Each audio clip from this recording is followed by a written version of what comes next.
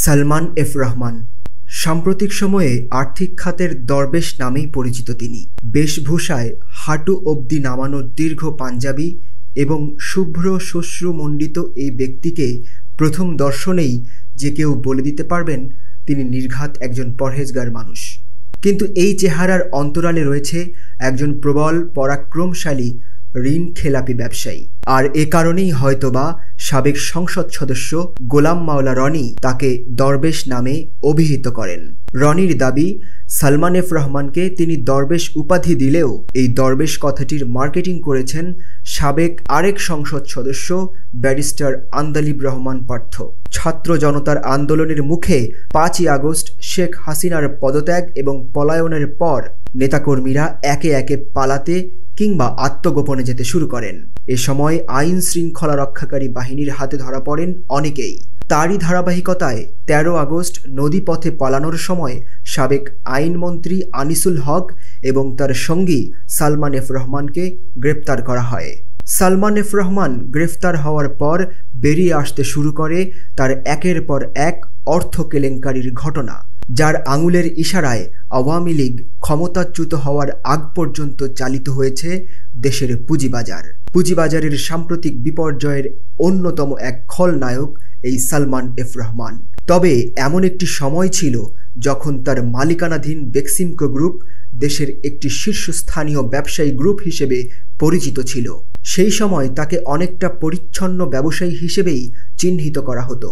কিন্তু যতই দিন গেছে একের পর এক তিনি জড়িয়ে পড়েছেন বিতর্কিত সব কর্মকাণ্ডে। সম্পদ বাড়ানোর উন্মত্ত নেশায় পা বাড়িয়েছেন ঋণ খেলাপ, জমি জালিয়াতি এবং শেয়ার কেলেঙ্কারি ও প্রতারণার মতো অনৈতিক পথে। আর এসবের মাধ্যমে মানুষের অশ্রু আর দীর্ঘশ্বাসের ওপরে দাঁড়িয়ে তিনি ক্রমাগত বাড়িয়ে তুলেছেন সম্পদের পাহাড়। কিন্তু আপাতত তার পরিণতি দেখে আনন্দিত সহস্র প্রতারিত ও অসহায় মানুষ।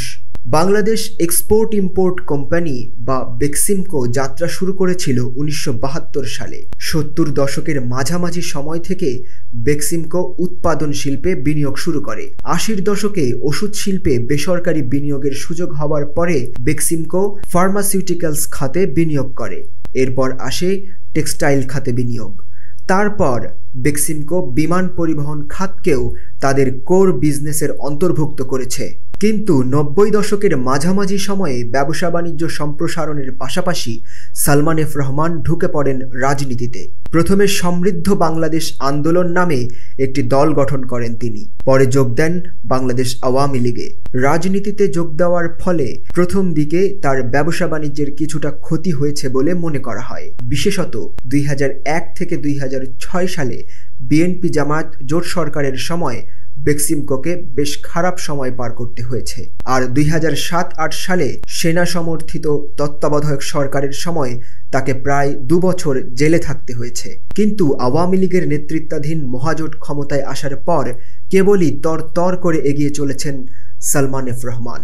প্রধানমন্ত্রীর বেসরকারি খাত বিষয়ক উপদেষ্টা হিসেবে নিয়োগের মাধ্যমে রাজনৈতিক ক্ষমতা অর্জনের পাশাপাশি শেয়ার বাজারে বিশাল অঙ্কের অর্থ আত্মসাতের মাধ্যমে তিনি বিপুল সম্পদের অধিকারী হন। শেয়ার বাজার কেলেঙ্কারির এক অবিচ্ছেদ্য নাম এখন সালমান এফ রহমান। 1996 সালে পুঁজিবাজারের কেলেঙ্কারির অন্যতম খলনায়ক ছিলেন তিনি। পরবর্তীতে আওয়ামী লীগ আবার ক্ষমতায় এলে আবার দৌরাত্ম্য বাড়ে তার। পুঁজিবাজারের তালিকাভুক্ত কোম্পানির স্পন্সর শেয়ার বিক্রির ক্ষেত্রে প্রচলিত আইন ভেঙে বেক্সিমকো গ্রুপের সহযোগী প্রতিষ্ঠানগুলোর বিপুল পরিমাণের শেয়ার বিক্রি করেছেন তিনি। হঠাৎ করে এই ব্যবসায়ীর হাতে যে বিপুল পরিমাণ ক্যাশ জমা হতে দেখা যায়, এর পেছনে ছিল লাখ লাখ যুবক যুবতী, গৃহবধূ ও ক্ষুদ্র ব্যবসায়ীর সর্বনাশের ইঙ্গিত। শুধু শেয়ার বাজার কেলেঙ্কারিতেই শেষ নয় এই দরবেশ বাবার ইতিহাস। ঢাকার উপকণ্ঠে কালিয়াকৈরে সাধারণ মানুষের প্রায় 241 একর জমির জাল দলিলের মতো প্রতারণার সাথে জড়িত তিনি। আর ঋণ খেলাপি তকমা তো আছেই। গ্রেফতারের পর সবশেষ জানা গেছে 7 ব্যাংকে 36,000 কোটি টাকার ঋণ সালমান এফ রহমানের। এই ভিডিও যখন রেকর্ড করা হয় তখন সালমান এফ রহমান 10 দিনের রিমান্ডে আছেন। গোয়েন্দা পুলিশের তথ্য মতে মানসিক ট্রমার মধ্যে আছেন তিনি।